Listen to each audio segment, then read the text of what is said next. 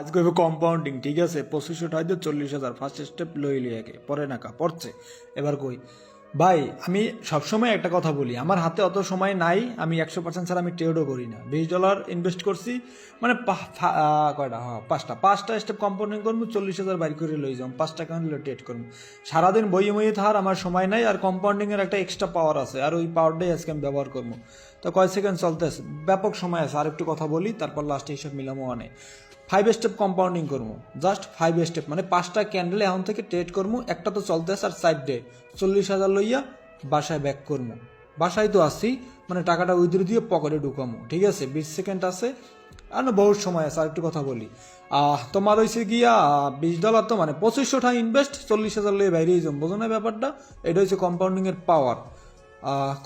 কয় সেকেন্ড আছে? আর 7 6 ওর 4 ওর 3 2, ওরে মাদার ফাকার, লাখ খারাপ হেডা, যা।